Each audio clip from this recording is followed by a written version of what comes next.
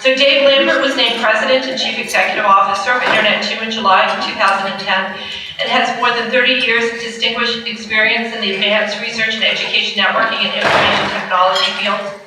Prior to joining Internet 2, Dave was the first Vice President for Information Services and the Chief Information Officer at Georgetown University. He was recruited to Georgetown University from Cornell University, and before joining Cornell in 1989, Dave had held several technical and leadership positions at Indiana University in Bloomington. Under Dave's leadership, Internet 2 is building on the organization's membership foundations to establish a unique set of unified capabilities that empower innovation for U.S. and global research and education institutions by leveraging the organization's core principles of innovation, transformation, and community. And on a personal note, I first met Dave in, I think, 1989 or so while he was at Cornell, and I had joined the Pittsburgh Supercomputing Center. It's funny, I was just saying to Dave that I thought he'd been at Cornell for years, and of course, when I was reading his bio this morning, I realized that we have both started at supercomputing centers in, that field at about the same time. I'd also say I recently, as you heard yesterday, spent the past 3 years working for Internet 2 in the CTO's office, and tremendously enjoyed my time at Internet 2. So thank you for that opportunity as well, David. So without further ado, thank you. Thank you.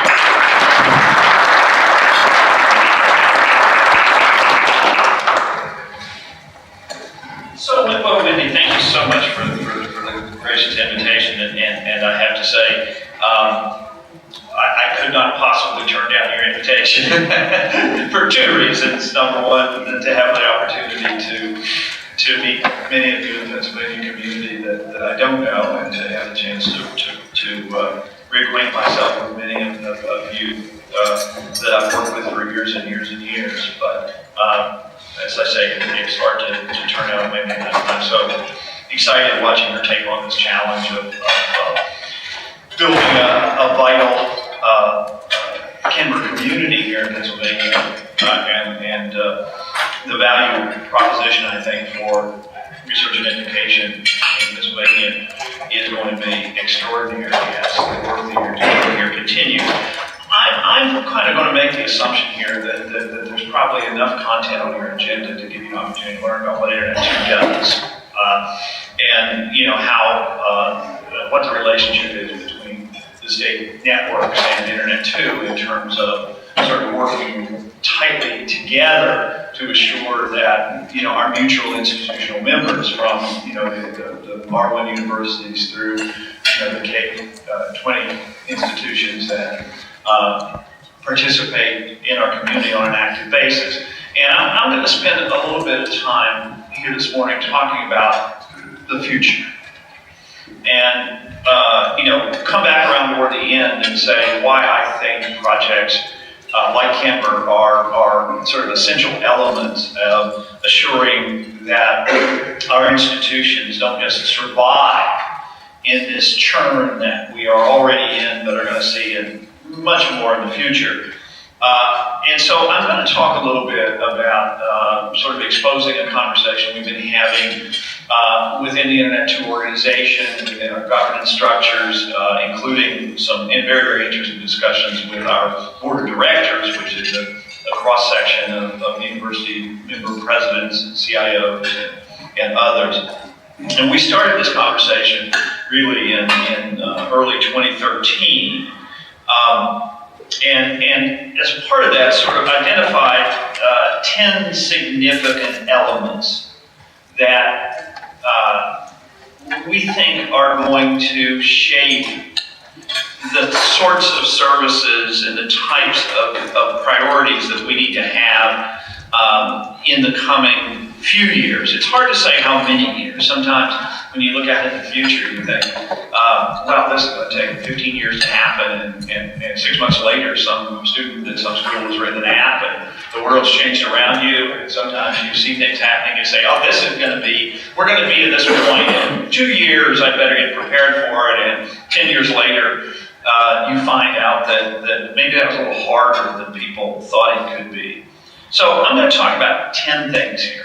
And and sort of try to get you thinking about what these sorts of things that are unfolding have to do with the work you have ahead of you in building Kimber into a really high value organization and service and community for research and education in Pennsylvania. So, these are actually in no sort of order. I think there's a lot of interrelationship among them. But the one that stands out probably in the daily, not just the daily lives that you're confronting in your institutions, but in the front of the newspapers is this whole process of a set of conversations about transformations in our educational institutions. You see it everywhere.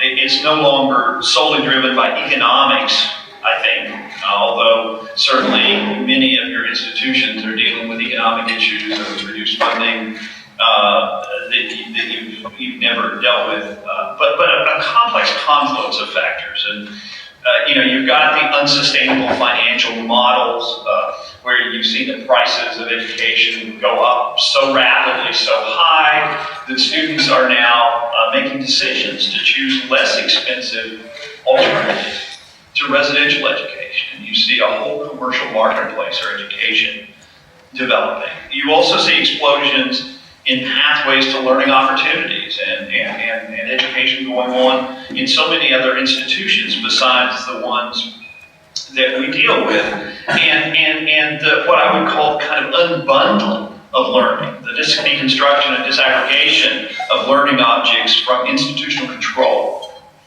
to individual choice.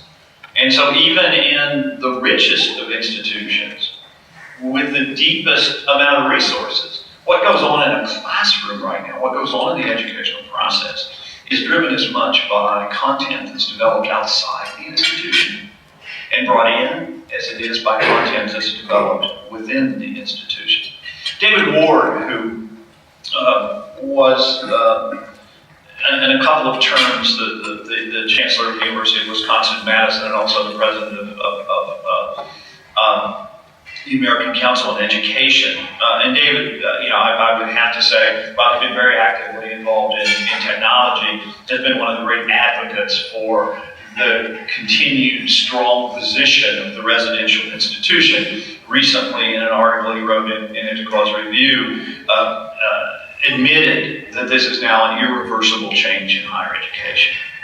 Exhibited, in the rise of open content, of MOOCs, of things like flipped classrooms. It's operating in the context of globalization, which we're going to talk about more in a second. And so even when I talk to university presidents, of residentially rich institutions, I don't talk to a single one who doesn't have some very critical project unleashed, trying to explore new approaches to blended learning. And so while we've talked about transformation in the educational process for a long time, the evidence would seem to indicate that while it may not be easy to predict what the outcome is going to be, the simple fact is it's changing. And there are so many factors influencing this that, by golly, if you can't hang on, okay, your institution is going to be at substantial risk. This is all happening, as I just said, in the context of the globalization of education and research. National is the new local. Institutions that served local constituencies 10 years ago are now developing national strategies. And institutions that served national communities 10 years ago are now figuring out how to go global and how to take advantage of the developing global economy, where many of the fastest growing economies in the world, the ones generating new wealth, are not the traditional Western economies. And we see now many of our current Internet 2 members, and I know there are some examples of this among Kinder members as well, investing heavily in building global programs through building campuses and partnerships. This is part strategic, but frankly, it's also a simple kind of exercise in following what I call the law of Willie Sutton. And if you don't know what that is, I'm sure many of you are old enough to remember. Willie Sutton was a famous bank robber of the 20s and 30s who, when he was arrested, a reporter famously asked him, "Why do you rob banks?" And his answer was, "That's where the money is." And so we've seen this financial transformation. Just at the same time as individual investigator research funding was supplanted by national scale research projects 10 years ago. And now the scale is pushing toward the remaining big challenges, which you can only address at the global level. And so you see traditionally strong national research communities, research domains like physics now becoming global. You see the construction of instrumentation, like the Large Hadron Collider and the Square Kilometer Array, being tackled not by individual countries, but by consortia of countries, for the simple reason that it's become so expensive that no single country can do this. That aggregating your interests, which is a theme you'll hear me talk about here throughout the conversation this morning, becomes necessary. This is happening at the same time, and I think you see some of the interconnections here. Now that we're sort of moving into a new age. And, we've had at Internet 2, at state networks, our historic focus on, building network infrastructure. But, and I think probably you can characterize the last couple of decades that we've dealt with as the age of networks. And you've seen the extraordinary, in the development of the internet, you've seen the extraordinary impact that it's had, not just in your daily lives, but globally. What I think we're moving into now, and the evidence is everywhere, it's reasonably obvious, I'm not being particularly visionary in pointing this out, is the emergence of the combination of the internet and the digitization of everything is quickly making this next era ahead of us what I would call the age of content. And this is impacting research and education in a very unique way. It's why visionaries like Chuck Vest at MIT realized a decade ago with MIT's OpenCourseWare project that in the long run, the most valuable institutional assets we had in higher education was our course content. And, when MIT launched OpenCourseWare project, I don't think anyone there had any clue what it was going to do or where it was going to be. And a lot of people questioned their sanity. Saying, look, you've got MIT's the eminent technology university in the world. You've got all this extraordinary content, and you're going to give it away? You're going to put it all online and give it away? Extraordinary risk. But I don't think it's affected MIT's fundamentals too negatively at this point in time. In fact, it created the beginning of a process that I think in the long run is beginning to address some of these fundamental issues about how higher education in the future is going to reposition itself in the marketplace. And the greatest value, the greatest returns will go to those who have access to who provide the most relevant content. You see this change happening already. Scores of studies across the country report university students access content more from the internet now, from their textbooks. Their textbooks have moved to online versions, but quite frankly, they don't use them very much. They use other sources. Wikipedia was ridiculed early on by many scholars as a project that how in the world can you crowdsource knowledge?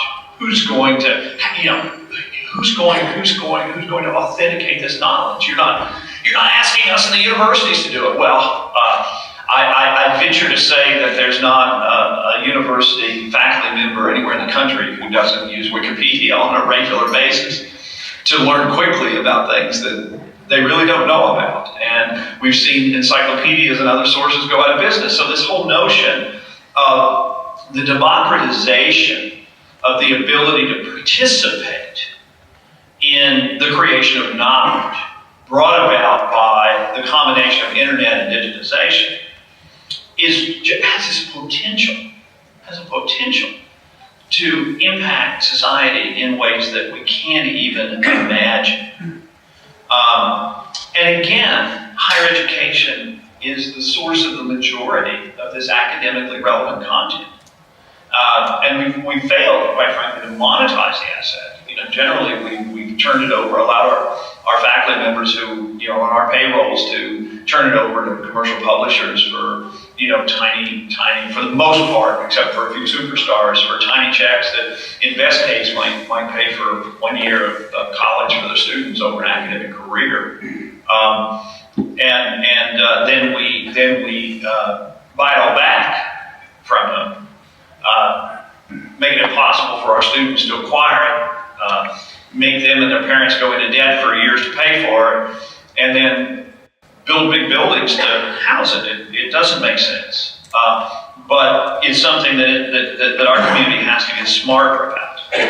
So you've got these changes happening, and then at the same time, along comes what I think, and many people are beginning to understand and articulate this, is the most significant paradigm shift in science in probably 100 years, probably since the sort of unfolding of sort of molecular and atomic level infrastructures, which dates back now 70 and 80 years. And this is characterized in what is traditionally called big data and the fourth paradigm of science. And in recent years, this ability to generate, store, analyze large quantities of data has fundamentally ushered in a new age of science. It's been labeled the fourth paradigm, where the old scientific model is given way to one that is based on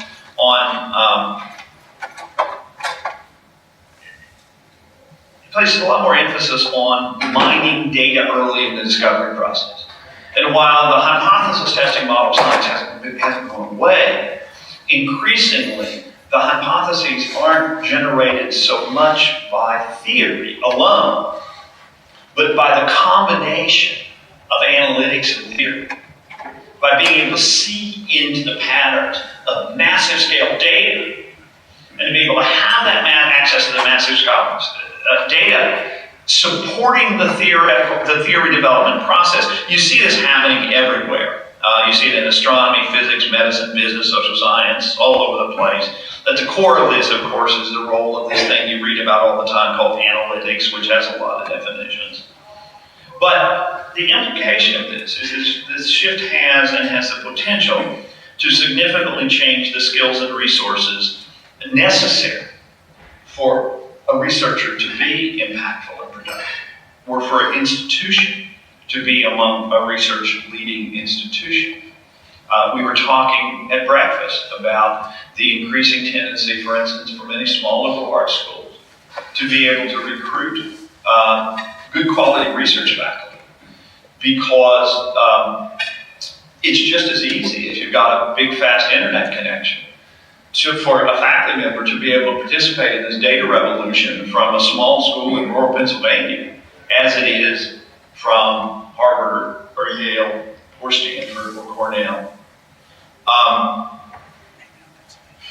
But it puts an enormous burden on the skill sets of our researchers and on the infrastructure that people like us in this room are responsible for providing. In fact, I've seen speculation that in another decade, companies like Google, Amazon, the pharmaceuticals Maybe the National Security Agency surpassed the universities as research leaders because they made larger investments in these skills and resources than we're able to make right now in research and education.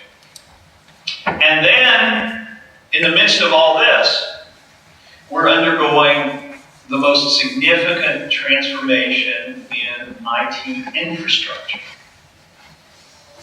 that I think we've seen since that golden period 3 or 4 decades ago, when in a very short time period, we saw what we would call mid-range computational capability, affordable computational capability, the VAXs, those sorts of instruments, and the microcomputer begin to change and reshape that.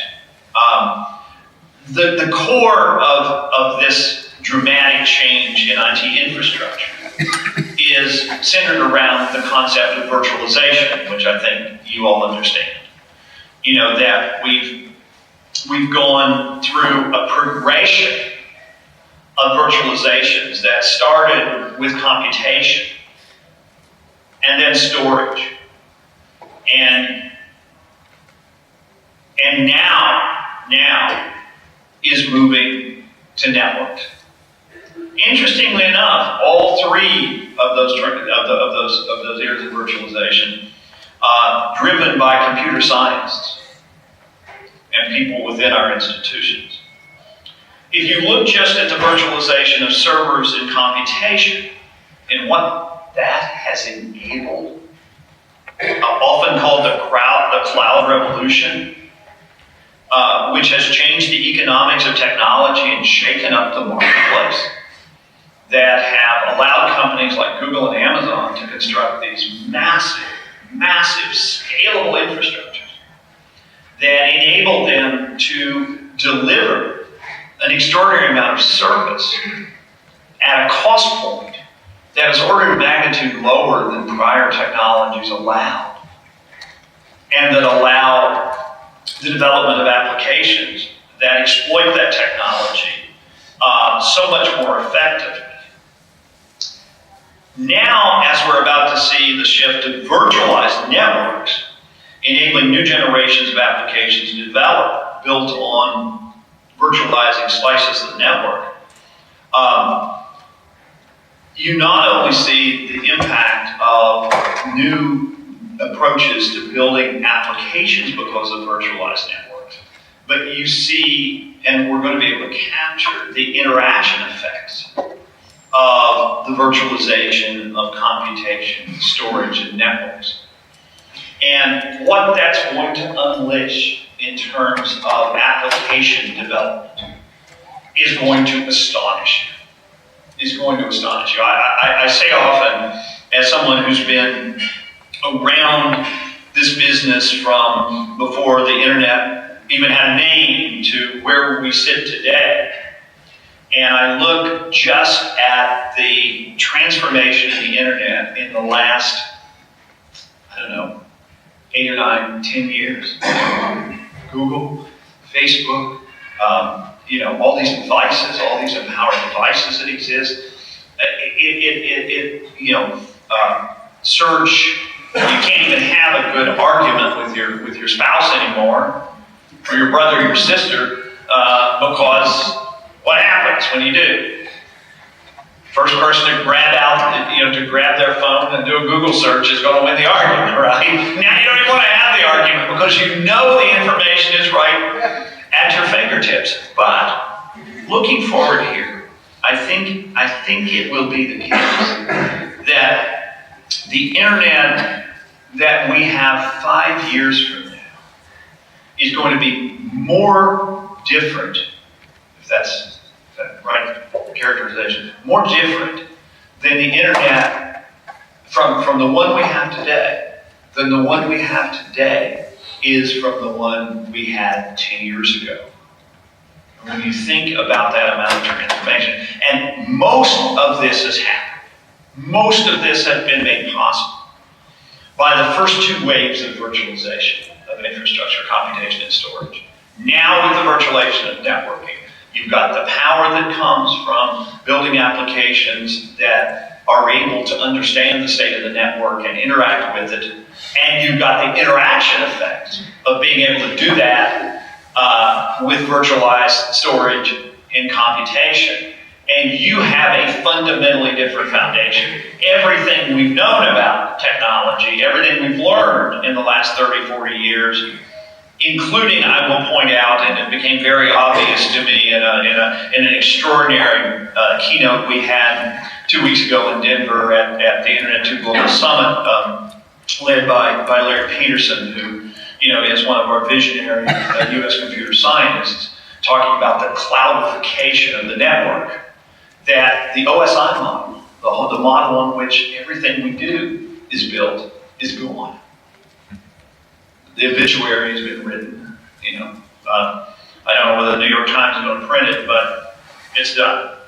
Now, so you've got all this confluence of changes, and you add to that what I would call some consumerization of technology phenomena. The success of new consumer technologies like Google, Facebook, PDAs, etc., that are easily customizable to the individual. You've created this expectation of a la carte experiences, and any technologies that don't create individual empowerment are now considered last generation technologies. People judge technologies by how quickly and easily they can construct them to fit their needs, as opposed to them adapting their needs to the technology that gets handed to them. We're all, I'm sure you all are confronting this as a challenge from the universities to, frankly, to probably kindergarten. I was about to say elementary school, but I'm suspecting those of us in the higher education ecology who are trying to teach in kindergarten are also dealing with the impact that many of the students in kindergarten have been using iPads since they were 2 years old, and are already have a completely different notion of the mechanisms of discovery. And so we're confronting this challenge in our academic information technology offerings, trying to figure out, it's no longer a matter of can we keep these commercial, consumer, individualized technologies out of our institution. It's a matter of how we blend them with things that are important to us. And these experiences are fundamentally changing the expectations of consumers. Interestingly enough, higher education itself has always been about the bundled experience, right?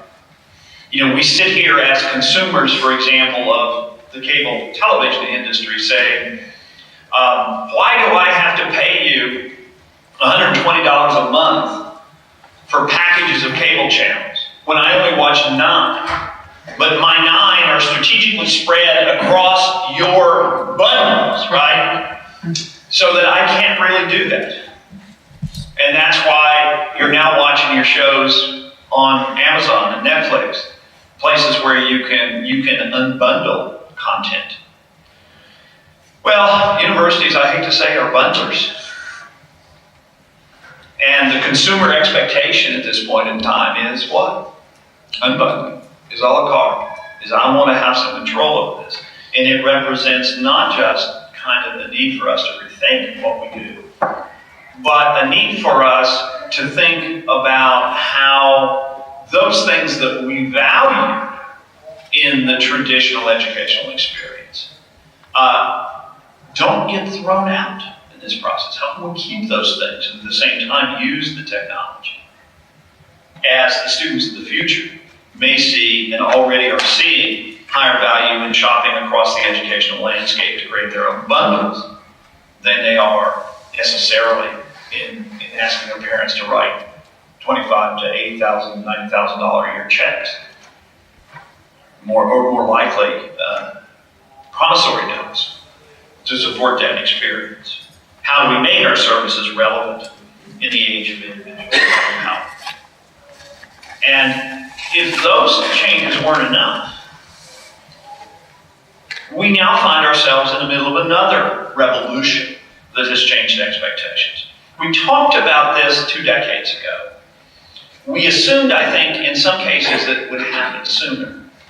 When we talk about any service, any time, any place. But with the introduction of the combination of wireless networks, smartphones and tablets, we have truly now created an expectation that any service can be accessed at the time and place of the individual's choosing. It's become a major challenge for IT leaders in higher education as we struggle to deal with the proliferation of devices, the need to expand wireless access points on campuses, the need to redesign applications, the ability to deliver services transparently off the campus, including global. The interesting question now is this revolution's happened already. I mean, we can't live without these things we carry in our pockets and in our purses, right? It's where we expect to get access to everything we need to have. But the interesting question now, for all of us here, is how will this shift impact the structure of education to deliver it at the right time where the learner is through the technologies that they have available to them at that time and at that place? And then what all these things do. And this is a really important issue for an organization like Kindred, is to begin to think about the translational relevance of what we do in our community to other communities. More than half of Internet 2's university members, I suspect maybe higher in Pennsylvania, are public institutions with a defined outreach mission. Even our private institutions have significant service missions. Just as we've watched the E in R&E networks grow to be close to the same size as the R, we are now launching an explicit S development now. So these things are now not just research and education networks. And the whole premise of what you're trying to do with Kindred is build a research and education and service network. Higher education's benefactors, in fact, have articulated increasing demand for broader societal relevance beyond education and research in economic development, in advancing the infrastructures of their community anchors, and more explicitly and specific, now very relevantly in healthcare. The technologies and services we depend on to address the core issue of transforming our institutions now have the power to amplify our translational relevance as well. And we have created an enormous capability to do that. Our USUCAN team just finished a survey that we hadn't done since 2009. We finished a new version of it in 2013. And of the roughly 200,000 community anchor institutions, now these are K-12, libraries, community colleges, public safety entities, cultural institutions that serve the public purpose globally. We are now approaching 50% of those being connected to through the state and regional networks and able to send traffic across the Internet 2 network. And so the capability exists for us to apply this translational power of what we do in extraordinary ways. One other piece of this, though, that is unfolding in a very important way is that for all this to work, there has to be a lot of investment made in identity, privacy, and security. And much of what we've been able to do and the traditions that we built that on are now being threatened by the fact that it's become big time. With this focus on MOOCs for the moment, how do we assure a student in India taking a course for credit is actually the one doing the work? If the content is the new currency of the realm of higher education, how do we protect our property? If our medical schools are going to lead the genomics revolution, how do we assure individual privacy is protected? All of our current approaches to assuring identity, protecting privacy, securing information are structured around our traditional residential identity. And we've just said that's about to get blown and not blown away by any means, but certainly expanded and aren't suitable to the envisioned future that we talk about all the time. And so this infrastructure that we put out there is no longer going to be useful or successful without a much sharper focus on identity, privacy, and security. All these things, of course, are happening at a speed that is astonishing. Technology, hardware has continued to grow exponentially as predicted by Moore's Law, while applications have historically advanced less slowly. The introduction of cloud services, application stores, and a healthy market have quickly erased that gap. In fact, I think looking around things like the App Store, the speed of the change of applications is now outpacing the speed of the change in basic applications. We in IT, infrastructure, often find ourselves in an environment where by the time we complete a new application, user needs have changed completely. And so part of our ability to continue to be successful is doing something that higher education is not particularly well known for, and that is moving fast. Brad Wheeler, one of our Internet 2 community leaders and the Vice President and CIO at Indiana University, gave a talk at the executive session, I think, that Linda referred to our meeting recently, capturing a concept that I think is something we have to get used to, and that is what he calls speeding up in the curves. Not letting our fears of the future stop us from trying to manage our future more effectively. So what does this mean for our community and the kinds of things we do? I think it means several things to me. Number one, it means that there is no single institution in our community, whether it's a small college in Pennsylvania, whether it's a high school, or whether it's UC Berkeley, or MIT, or Duke, who can address these issues in a standalone way. There is no way that higher education can come out the other end of it, and those of us who are responsible for IT infrastructure are going to be successful, or even have our jobs, unless we figure out better ways to work at scale and better ways to collaborate, to build communities of interdependence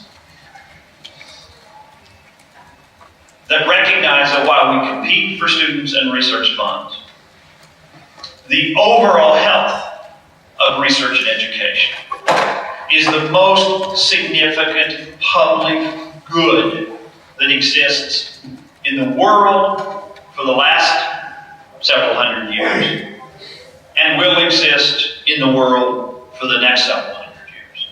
So what we do in making these collaborative vehicles like Internet 2 and Canva and the things that you're trying to do at the campus level successful is how we will survive this changing environment that we're confronted with. So meetings like this are for the purpose of building that community. They're for the purpose of rolling up your mutual search lead and figuring out how to tackle the problems, the challenges, and the opportunities that are bigger than any one of you as a leader or your institution can manage without working with others. And so the most important part of what we do around Research and Education Networks is what you're doing in this room. You're building community. And it's through that community that you're going to be able to work across Pennsylvania, between Pennsylvania and the rest of the United States, between the United States and the research and education community around the globe, to build the research and education assets into the sort of assets that are truly going to make a difference in a world that is going to be a very challenging place, confronting extraordinary global challenges of poverty and climate change and conflict. And so don't for a second think that the solutions to those things don't start right here in rooms like this. So I know I heard you had a great meeting yesterday. I think you've got a day of really good, solid content ahead, opportunities to roll up your shirt sleeves and make important things happen. So best wishes for finishing up your meeting and having great results. And thank you for taking the time to listen to me a bit this morning. Thank you.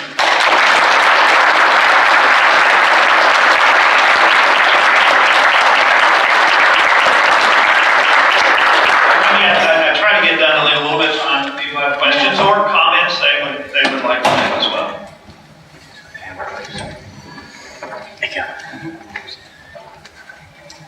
We have microphones in the middle of the room. Do you have any questions? Well, there has to be somebody that got irritated by something I said.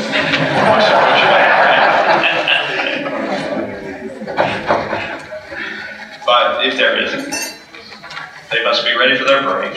So thank you all again.